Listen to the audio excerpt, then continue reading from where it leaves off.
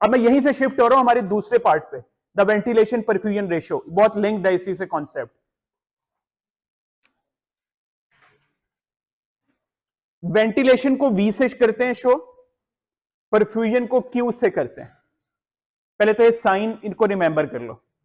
Ventilation का तो सीधा है, I don't know the reason वैसे why the perfusion is shown with Q, शायद पी से इसलिए नहीं किया कि प्रेशर पी से होता है, I don't no, whatever.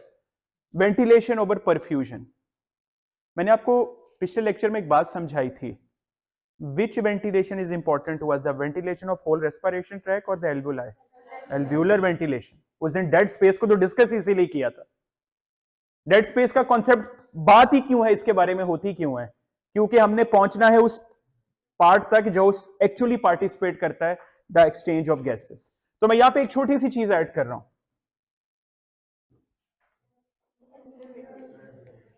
Now from now onwards, if someone asks you ventilation perfusion ratio, then you have to understand it automatically that they are asking about alveolar ventilation perfusion ratio, because reason बता देता हूं क्यों।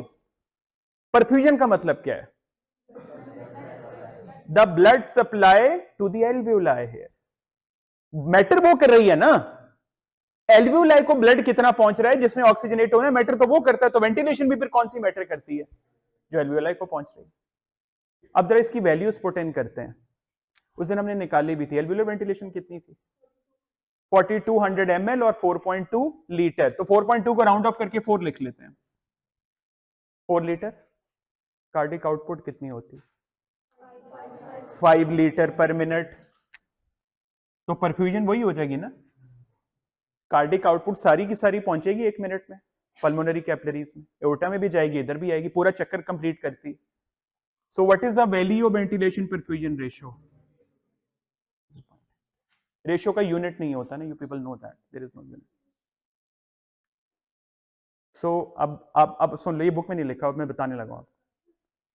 The normal ventilation perfusion ratio is 0.8, calculate किया हमने, ये book में calculate भी नहीं है ऐसे, लेकिन हमें नॉलेज पहले से पता है, तो why shouldn't we do that. Okay, अब जरा गौर से, अगर मैं आपको ये कहूं कि ये वैल्यू 0.8 से कम है, हमने एक लंग्स में मैयर किया, उसमें निकल रही है 0.5, क्या पॉसिबल, एक मिनट, सिंपल बात, क्या पॉसिबिलिटी है, या तो वेंटिलेशन कम हो गई है या परफ्यूजन बढ़ गई। Okay, what if the ratio is 1.2,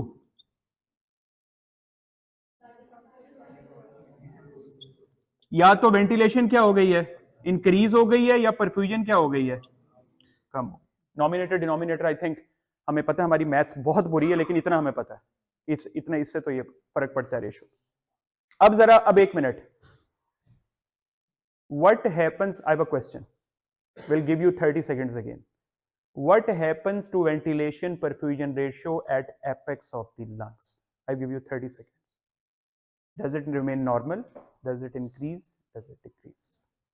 हमने अब रीजंस डिस्कस की, तो different people have different comments, it's totally fine, I highly encourage this, it's totally fine, even too, बस बोला करो, कोई बात नहीं, गलत सही की बात नहीं, आपके लेवल पे भी यहाँ पे नॉलेज वाइज गलत सही मैटर नहीं करता, वही हमने यहाँ पे करेक्ट करना है, वाइवे में मैटर करता है। ओके, अब बात गौर से सुननी है, अभी हमने पढ़ा यहां पे, what is happening to the blood pressure at the apex of the lungs, decrease हो रहा है। ब्लड प्रेशर डिक्रीज होने का मतलब क्या है, परफ्यूजन क्या हो रही है, कम हो रही है। क्या मैंने आपको अभी तक ये बोला कि वेंटिलेशन कम हो रही है? So how did you people think that कि वेंटिलेशन कम हो रही है? कोई रीजन आई है में किसी की, कोई है तो डिस्कस कर लो, अगर कोई है तो। जिन्होंने बोला कि वेंटिलेशन भी कम हो रही है, उनसे पूछ रहा हूं, या किसी और के जहन में भी हो कि क्यों कम होगी वेंटिलेशन। बेटे बात सुन लो, एयर का प्रॉब्लम नहीं है,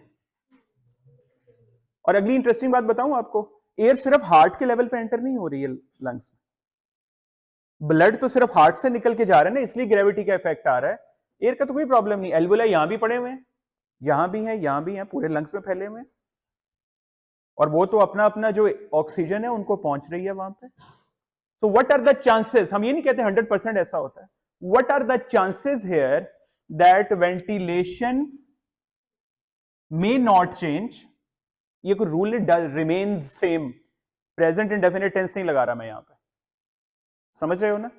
there are chances that it may remain same, but what happens to the perfusion, ये तो डेफिनेटिव है, एपेक्स में ये डिक्रीज करेगी. So what will happen to ratio here, it will be more than 0.8. Again normal human being की बात हो रही है, यहां कोई कंसीडर ना कर लेना कि मैं ये बोल रहा हूं कि डिजीज है, कोई प्रॉब्लम है. नो नो नो, जैसे जोन 2 एक किसी भी एपेक्स में नॉर्मल ह्यूमन बीइंग में था, बिल्कुल इसी तरह there are chances the ratio may be more than 0.8. What about base of the lungs? अब सुन लो, मैं क्लियर कर दूं, आपने वाइवे में कैसे बतानी है बात, प्लीज. आपने सेम का वर्ड नहीं यूज करना, उसकी मैं वजह बता रहा हूं, क्योंकि बेटे हमें यह नहीं पता कि 0.8 कहां पे है. वी डोंट नो दैट, हमें एग्जैक्ट वैल्यूज नहीं पता अभी. तो हम कहते क्या है, as compared to base the ventilation perfusion ratio में be increase at apex, base के हिसाब से ज्यादा है. And at the base of the lung as compared to apex the ventilation perfusion ratio is less. And what's the reason? क्यों? Again मैं ये नहीं कह रहा परफ्यूजन नॉर्मल से ज्यादा है, मेरी बात गौर से समझो. ये वाइवे में बोलते हुए मिस्टेक करते हो आप लोग पता क्या कहते हो, eight the base of the lungs it is less than 0.8, eight the apex of the lungs it is more than. नहीं नहीं, ऐसे मत बोलो प्लीज, एक दूसरे को कंपेयर करके बोलो. बात समझ आ रही है? इसको कंपेयर करके बोलो आप लोग. एपेक्स के मुकाबले में बेस में क्या रेशो? लेस. और बेस के मुकाबले में एपेक्स में क्या है? अच्छा, नॉर्मल कहां पे मिलेगी फिर? At the centre of the lung somewhere. वो अब हमें एरिया नहीं पता कौन सा हो सकता है, कोई पर्टिकुलर पॉइंट आउट नहीं कर सकते, लेकिन एट द सेंटर जहां पे 4 litre is the alveolar ventilation पर minute and 5 litre is the cardiac output पर minute with the normal pressures. Ratio पे बिल्कुल देखो, अगर जोन्स चेंज हो रहे हैं ना तो रेशियो पे इफेक्ट आएगा. जोन 1 में रेशियो को क्या होगा? Let's discuss simple maths here. Let's discuss what happens if a denominator becomes 0? Infinity. If a denominator becomes 0, the ratio becomes, anything divided by 0 is infinite. And what happens if a nominator becomes 0? What happens in zone 1 ventilation perfusion ratio? Infinite. क्योंकि zone 1 में आप ventilation को कुछ नहीं कर रहे हो. Again मैं वही बात बता रहा हूं, जोन्स का कॉन्सेप्ट, अगर जोन के हवाले से वेंटिलेशन परफ्यूजन रेशियो कहीं भी पूछी जाए, आइदर एमसीक्यू और एससीक्यू इन वाइवा, जोन्स अगर आ गया ना, पहली जो बेल रिंग करनी चाहिए ना माइंड में, वो परफ्यूजन की. कुछ परफ्यूजन के साथ हो रहा है, बस जोन परफ्यूजन. ये याद रखोगे तो वेंटिलेशन परफ्यूजन रेशियो खुद ही आंसर कर दोगे, मत सोच के भी बता सकते. कोई इतनी रॉकेट साइंस नहीं है इसके पीछे. There is a condition in which perfusion becomes unlimited. There is a condition in which ventilation becomes unlimited. चलो opposite बोलते हैं. There is a condition in which perfusion is 0. इसका मतलब अभी हमने डिस्कस किया, रेशियो कितनी हो जाएगी? Infinite. And what if the ventilation becomes 0? Ventilation becomes 0 in a condition called chronic bronchitis. Alveolar ventilation, the VA value goes to 0. इसका नाम समझो क्या है? Chronic bronchitis. पता है इसके पेशेंट की हिस्ट्री क्या होती है? इधर देखो मेरी तरफ. A 60 to 70 old age male, preferably emaciated look, totally इतना ड्रेन्ड होता है बॉडी वाइज मसल के, उसकी रिब्स जैसे सूडान के बच्चे नहीं होते, बिल्कुल वैसे ही उसका ओल्ड एज, और बिल्कुल blue lips and dyspneic. A patient comes और उस इतना डिस्निक होता है कि उसको लेकर आते हैं स्ट्रेचर के ऊपर, यूजुअली आता खुद भी आ रहा होगा तो strong coughing, a lot of coughing, और एक पक्की हिस्ट्री होगी, अ चेन स्मोकर. यहां तक सीएमडीटी बुक है, करंट मेडिकल डायग्नोसिस ट्रीटमेंट, यहां तक लिखती है इसके बारे में, क्रॉनिक ब्रोंकाइटिस के बारे में, कि कितना चेन स्मोकर होता है for 40 years of history of smoking. 40, not 14. इतनी लंबी हिस्ट्री ऑफ स्मोकिंग की होती है, और उसमें फिर स्मोकिंग का उसने वो भी लिखा कि कितने पैक्स पर डे यूज करते हैं. आपको पता है smoking particle is one of the very few particles which bypass every hurdle in the respiratory tract and deposit it directly into the alveoli. The size of a smoking particle, I think it is 3 nanometer, very small. That way it bypasses all the mucus, all the wetness, all that hairs in the nose, everything bypass, directly deposited in the alveoli. So doing what? आपके air sac को खराब कर रहा है, आपकी physiological dead space create कर रहा है. और सोचो एक बंदा इतने साल से सिगरेट पी रहा है, व्हाट विल हैपन ग्रेजुअली. तो आपने कई यूट्यूब वीडियो भी देखी होंगे, स्मोकर लाने नॉन स्मोकर लंग्स, और वो कैसे उसको स्कीज करते हैं वो देखने के लिए कि उसमें कैसे कोल निकल रहा होता है, ऑल दैट स्टफ. ये क्रॉनिक ब्रोंकाइटिस वो वाली हिस्ट्री है. So just imagine what will happen to his alveolar ventilation. Yes और है जीरो, है ही नहीं. एल्वुलाई से बात ही नहीं आगे जा रही तो कहां से वेंटिलेशन पहुंच रही है. तो क्रॉनिक ब्रोंकाइटिस में व्हाट विल हैपन, ये एमसीक्यू है आपका प्रॉफ.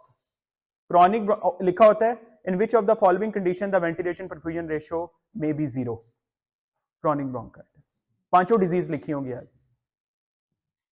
और बिल्कुल इसके एक डिजीज है, उसका नाम है एम्फाइसीमा. एम्फाइसीमा में पता प्रॉब्लम क्या है? पल्मोनरी कैपिलरीज डैमेज हो जाती. क्या प्रॉब्लम है? पल्मोनरी कैपिलरीज डैमेज हो जाती है. देखो जरा बात समझो, what will happen to perfusion?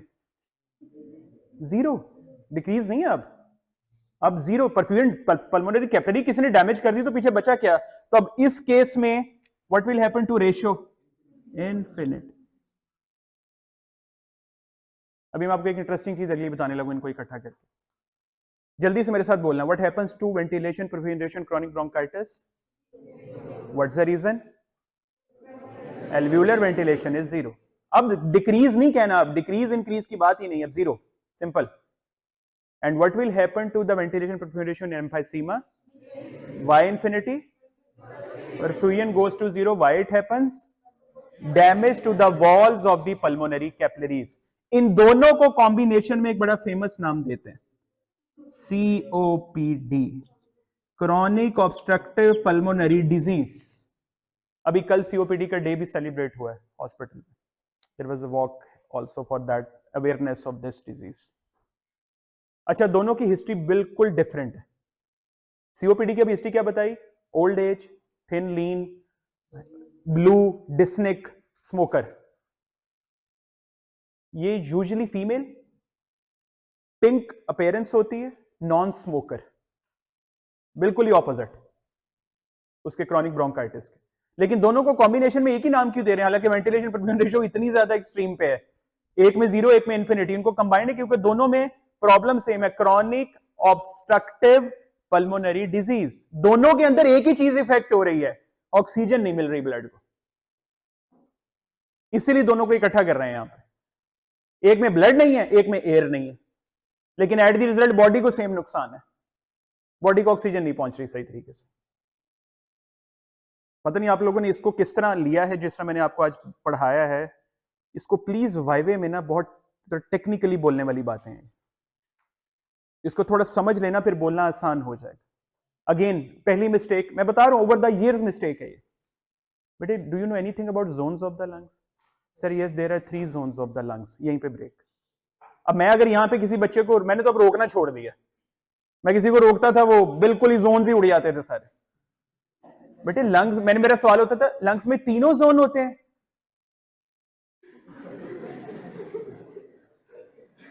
Sir तीनों ही लिखे हैं बुक में. सर बेटे बुक में लिखे हैं क्या लंग्स में तीनों जोन होते हैं? सर मैंने पढ़ा था सर. पता नहीं मैंने क्या गलत बात कर दी, वही वहां पे बैठ गई. बात समझ आ गई? प्लीज बेटे, can you tell me something about zones of the lungs? Sir, there are 2 zones in a lungs of a normal human being. This is the answer. Again, ये भी आंसर नहीं है. There are 2 zones in the lungs. आपको बताना है किस condition में. और फिर अगला सवाल वाइवे में इससे एक स्टेप आगे लेके जाऊंगा. Can zone 2 be converted into zone 1? Yes. Name some conditions we have discussed. Can zone 2 can be converted into zone 3? Yes. We have named 2 conditions. Can you answer that? Can you answer the concept behind every zone? Zone आया तो क्या चीज click करनी चाहिए? Perfusion. Perfusion क्यों change हो रही है जोन्स में? The effect of gravity on blood pressure. Effect of gravity blood pressure पे लंग्स में क्यों डिस्कस कर रहे हैं?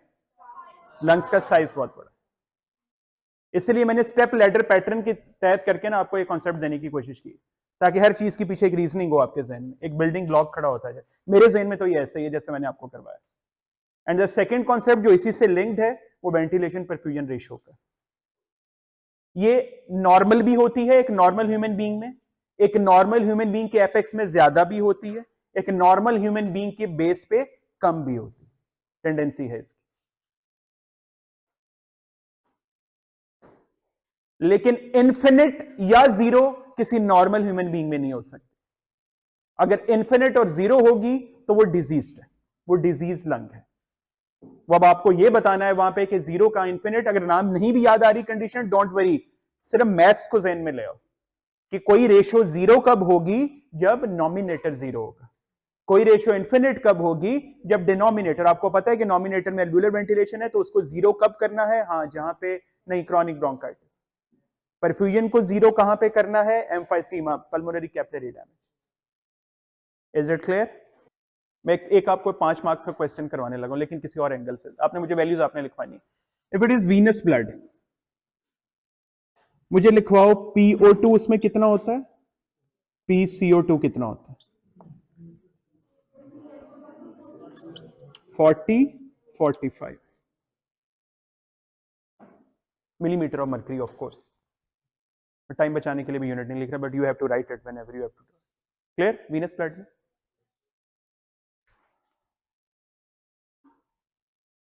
Arterial blood,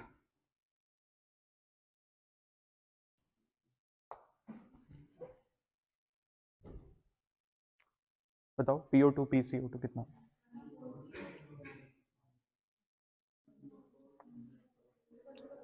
104, 40 millimetre of mercury.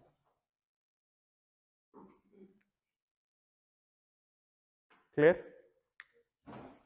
एक कंडीशन और ले रहा हूं, एल्वुलस के अंदर बताना मुझे, एल्वुलस के अंदर, इन दी एल्वुलस, PO2 PCO2। एल्वुलस जब वहां से पहुंची, चलो हम एल्वुलस से पीछे चले जाए, हम पूरा रेस्पिरेटरी ट्रैक ले लेते हैं, आसान कर लेते हैं। अपर पार्ट भी 159, 160 तकरीबन इतनी थी, हमने की थी। PCO2 चलो आसान कर लेते हैं यार, हमें इतनी मुश्किल मैच नहीं आती। 0.00030, हम इतना ही ले लेते हैं। मैंने 3 वैल्यूज मेंशन की हैं यहाँ पे, और आपने खुद बताई हैं। ये कहाँ की है? वीनस। ये कहाँ की है? आर्टीरियल। और ये एल्वुलस के अंदर। इधर देखना जरा गौर से। PO2, बड़े बातें नहीं प्लीज, इधर देख लो, just 1 minute. PO2 PCO2, PO2 maximum कितनी हो सकती है? हमने कितनी की है अभी? अभी कितनी की है हमने? वो तो 104 बॉडी के अंदर होती है, पूरा ऊपर तक ले रहे हैं। तो इसका मतलब है कि 10 के डिफरेंस से शुरू करें, 30, 40, 50, 60, 70, 80, 90, 100, 110, 120, 130, 150, 160। ओके। PCO2 मैक्सिमम कहां लेके गए हैं? 45, 0 एंड 40। इसके यूनिट आसान हो गए, 10, 20, 30, 40 एंड 50, और यहां पे हम लगा लेते हैं 45। अब सिंपल काम करना है, जो वैल्यूज हैं इनको आप साथ मिलाना है, जैसे हमने ऑक्सीजन हीमोग्लोबिन डिसोसिएशन कर्व में किया था। इन दोनों को मिलाएं, 40, 45, PO2 40 का है, ये 45 का है ये। ओके,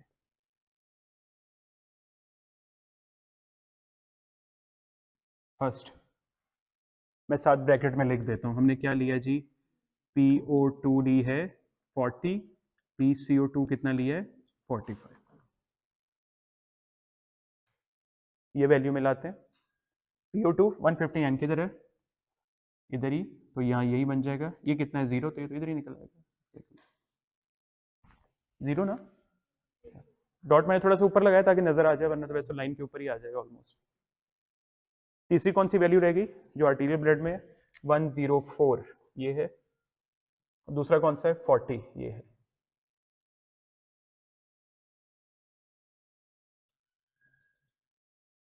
लिख लेते हैं यहाँ पे PO2 हमने लिया 104, PCO2 लिया 40, यहाँ पे हमने PO2 लिया 159 और PCO2 लिया 0।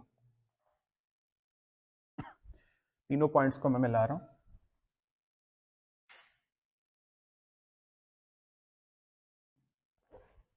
डॉट से थोड़ा सा ऊपर नीचे हो रहा है क्योंकि रफ काम कर रहा हूं तो पॉसिबिलिटी है, लेकिन एक कर्व का आपको आइडिया बन गया। एक कर्व, चलो मैं एक सिंपल, अगर मैंने ऐसे बनाई, ऐसी बनी है ऑलमोस्ट।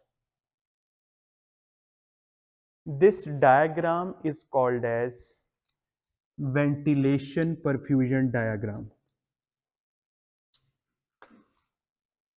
अभी मैं समझाता हूं, वेंटिलेशन परफ्यूजन को फिट करता हूं यहां पे। अभी हमने उसकी बात नहीं की है, अभी हम सिर्फ PO2 और PCO2 को इन डिफरेंट सिचुएशंस कंपेयर कर रहे हैं। ये एक्चुअल वैल्यूज हैं ये वाली, तो ये हमने हाइपोथेटिकल नहीं लगाई, ये बुकिश वैल्यूज हैं, हमने सिर्फ उनको उठा के ग्राफ में कंपेयर कर दिया। और इस डायग्राम को क्या नाम दिया है? Ventilation perfusion diagram, the 5 mark SCQ। अब जरा गौर से देखते हैं, इनमें से नॉर्मल वेंटिलेशन परफ्यूजन कौन सी तीन वैल्यू, तीन में से कौन सी वाली है?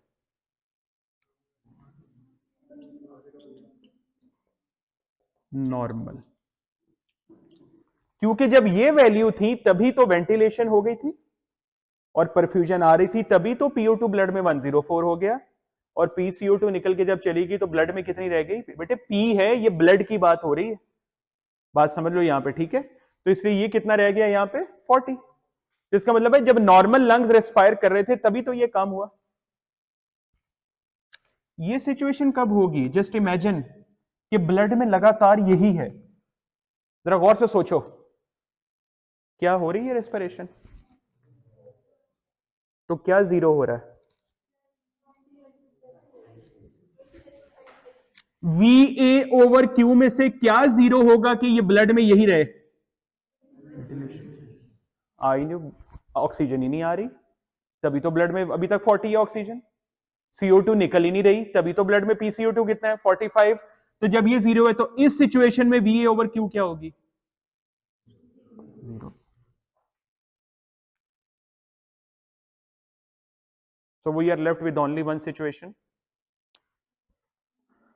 अगर एल्व्यूलस के अंदर ये है, अब ये एल्व्यूलस का पार्शियल प्रेशर, ये दोनों थे ब्लड के, ये एल्व्यूलस का। अगर एल्व्यूलस के अंदर ये है और ये वैल्यू चेंज ही नहीं हो रही है तो प्रॉब्लम क्या है? परफ्यूजन ही नहीं है। हमारी सांस के अंदर PO2 159 है, PCO2 0 है, लेकिन ये इस तरह ही है, ये आगे कहीं चेंज ही नहीं हो रहे। तो इसका मतलब है यहां पे VA/Q में बनाऊं तो क्या जीरो हो गया है? Q जीरो हो गया, तो रेशो क्या हो जाएगी?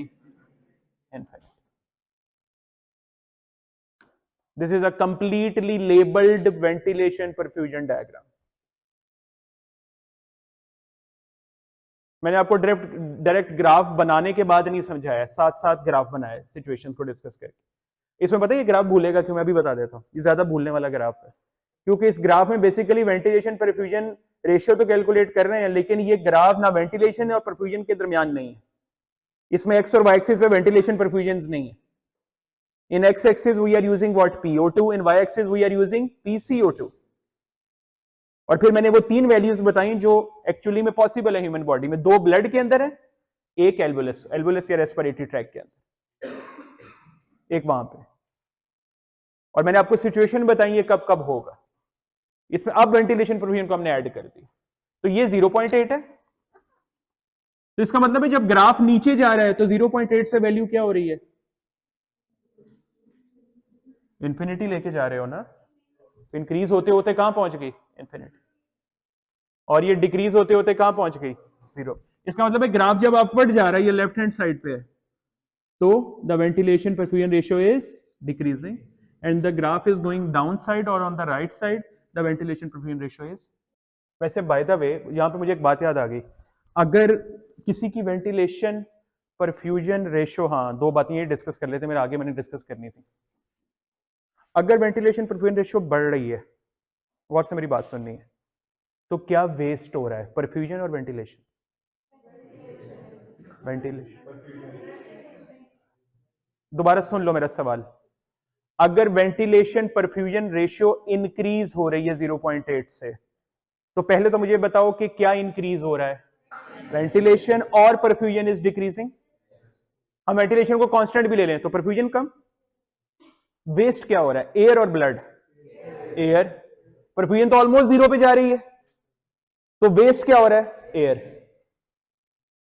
अगर वेंटिलेशन परफ्यूजन रेशियो डिक्रीज हो रही है, जीरो की तरफ जा रही है, तो वेस्ट कौन हो रहा है? ब्लड। क्योंकि फिर तो वेंटिलेशन कम होती जा रही है, तो ब्लड वेस्ट। वेस्ट का मतलब समझते हैं? वेस्ट का मतलब क्या? कि ऑक्सीजन नहीं मिल रही। ये वो वेस्टेड एयर है नीचे की तरफ, गौर से बात सुनो कॉन्सेप्ट, ये वो वेस्टेड एयर है नीचे की तरफ आते हुए जो ब्लड में नहीं गई, क्योंकि ब्लड ही नहीं था। ये वो वेस्टेड ब्लड है जो गया एल्वुलस के पास लेने के लिए, लेकिन वो ऑलरेडी जीरो की तरफ जा रहा था, तो वो ब्लड ऐसे निकल। अब MCQ, if the ventilation perfusion ratio is increasing, there will be physiological dead space. पहले मुझे बताया मैं राइट और रॉन्ग? सर असल में अभी डेड स्पेस के चैप्टर खुला है, अभी जहन के अंदर वो याद नहीं आ रही थी कि आप पहुंच रहे हैं अभी आ जाएगा इंशाल्लाह, मैं दें कोई 25-30 मिनट और। What was physiological dead space? The part of the respiratory air sacs which are not participating in gaseous exchange. तो जब वेंटिलेशन वेस्ट हो रही है, is it becoming the physiological dead space or not? Yes. एल्वुलस तक air आ रही है, exchange नहीं हो रही है। हम मसला परफ्यूजन का है, ठीक है, लेकिन एक्सचेंज तो नहीं ना हुई, तो हम इस एयर को क्या बोलेंगे? Not only dead space, physiological dead. We are not talking about alveolar ventilation. जिसका मतलब एमसीक्यू बन गया, if the ventilation perfusion ratio is going above the normal value of 0.8, there will be tendency to development of the physiological dead space. If the ventilation perfusion ratio is decreasing, then there will be physiological shunt.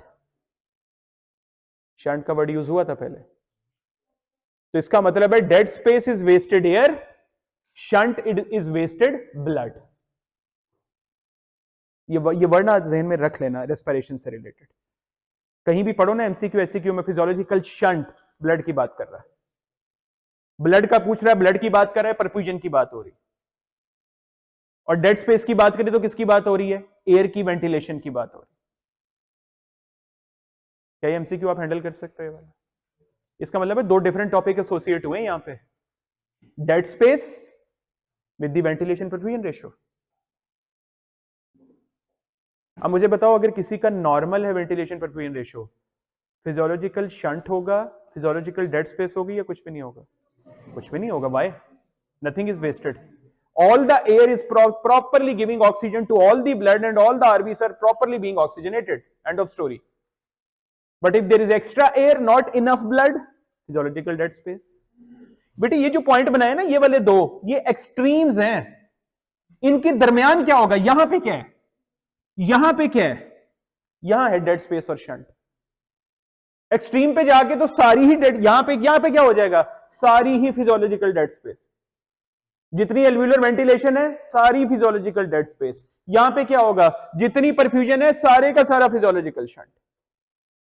ये मैंने zero और infinity पे ले गए, मैं इनके दरमियान की बात कर रहा हूं अभी सिर्फ। मैं कह रहा हूं कि जब जा रही होगी रेशो कम होने की तरफ, तो शंट बनना शुरू हो गया। जब जा रही होगी उसकी तरफ, एक्सट्रीम की तरफ, इंफिनिटी की तरफ, तो डेड स्पेस बननी शुरू। अब फिजियोलॉजिकल डेड स्पेस कैलकुलेट करने का फॉर्मूला, सिर्फ फॉर्मूला इसको देख लो, ये नहीं आपने भूलना।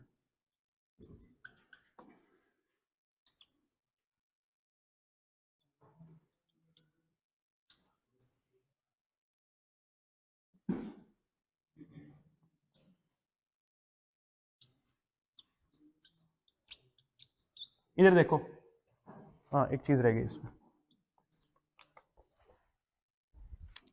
The physiological dead space is equal to arterial CO2, partial pressure of CO2 in artery minus partial pressure of CO2 in expired air, this is E, divided by partial pressure of CO2 again in arterial blood, multiplied by tidal volume. ये सारे factor मिलके जो value calculate करेंगे वो क्या निकल आएगी, physiological VD, physiological dead space, PHY physiology की वजह से अलग। इस इक्वेशन को कहते हैं बोहर्स इक्वेशन। एक आपने यहां पे बात और की है कि फिजियोलॉजिकल डेड स्पेस के फॉर्मूले में गैस कौन सी है, कार्बन डाइऑक्साइड। ये बात गौर से समझने की जरूरत है इसको, क्योंकि जब फिजियोलॉजिकल डेड स्पेस बनती है ना तो इसका मतलब है उस नहीं गई आगे, इसका मतलब है PCO2 नहीं आई यहां पे partial pressure of CO2 almost zero है। कौन सी सिचुएशन थी, ये वाली थी ना, डेड स्पेस इधर ही बनी ना आके मैक्सिमम, PCO2 कितना था, अब जरा गौर से इसको ज़हन में रखते हुए देखो, PeCO2 कितना होगा, zero. Partial pressure of CO2 in expired air, जब फिजियोलॉजिकल डेड स्पेस डेवलप हो रही है तो जीरो ही होगा, तो ये तो वैल्यू ना होने के बराबर ही है, 0.03 कर लो, चलो जो भी करना है इसको लगा लो आगे। जो PaCO2 इन एक्सपायर्ड एयर, सॉरी इन आर्टीरियल ब्लड, ये एक्सचेंज नहीं हुआ, 45, बात समझ रहे हो, ये एक्सचेंज ही नहीं ना हुआ, आर्टीरियल में तो उतना ही रह गया, बाहर तो आया ही नहीं, and divided by the same thing. तो ये इस तरह से वैल्यू इकट्ठी की multiplied by the tidal volume, तो मतलब ये ओवरऑल वैल्यू अगर इसको लगाओ तो 1 ही बनती है ऑलमोस्ट, ये हो गया ना, 45 minus 0 divided by 45 is equal to 1 into tidal volume, जो इतना हमारा टाइडल वॉल्यूम 500 ml, 0.5। नहीं जनरली आर्टरी में होता 40 है, इस सिचुएशन में एक्सचेंज नहीं हो रही है, तो मतलब 45 और 40 के दरमियान कर लो, चलो मैं एक्सट्रीम सिचुएशन ले रहा था तो मैंने 45 कर दिया कि जब नहीं हो रहा, 45 और 40 से ज्यादा होगा, 45 से कम यहां पे, जब यहां पे पहुंच जाएंगे तो 45 ही हो जाएगा, ऐसे ले लो इसको, ठीक है, दोनों सेम ही है ना, पॉइंट तो ये है कि अगर ये 42 है तो ये भी 42 है, ये 43 है, ये भी 43 है, ये 0 है, क्योंकि अब एक्सचेंज नहीं हो रही, और इसको टाइडल वॉल्यूम से कह रहा है। इधर गौर से बात समझो, एनाटॉमिकल डेड स्पेस कैसे कैलकुलेट की थी, नाइट्रोजन मेथड से, जिसमें प्योर आपने दी थी ऑक्सीजन 100% एक सांस के लिए, उसको एक्सपायर करवाया था, फिर नाइट्रोजन मीटर लगा दिया था, तो वो जितनी नाइट्रोजन निकाल रहा था उसका लेवल बढ़ते बढ़ते कांस्टेंट, हमने पिंक एरिया ग्रे एरिया की वैल्यू मल्टीप्लाई करके, वो फॉर्मूला वो है एनाटॉमिकल डेड स्पेस। और physiological dead space is calculated by the Bohr's equation. मैं इसलिए दोनों को इकट्ठा कर दिया, वहां पे मैंने आपको इतना बताया था कि बोहर इक्वेशन एक होगी, हम आगे जाके कहीं करेंगे, तो यहां पे कॉन्सेप्ट आ गया। अब इसका मैं आपको एक बात बताऊं, आइंदा से कभी डेड स्पेस का वर्ड जहन में आए ना, कहीं पढ़ो तो एक दफा देख लेना, कहीं वेंटिलेशन परफ्यूजन रेशियो को तो कुछ नहीं करना साथ, very strongly associated both the concept. MCQ में तो जरूर आएगा, तो मैं आपको गारंटी देता हूं, ये कोई इसमें कोई रॉकेट साइंस कुछ भी नहीं है कि वेंटिलेशन परफ्यूजन रेशियो इंक्रीज हो रही है, फिजियोलॉजिकल डेड स्पेस डिक्रीज हो रही है तो फिजियोलॉजिकल शंट।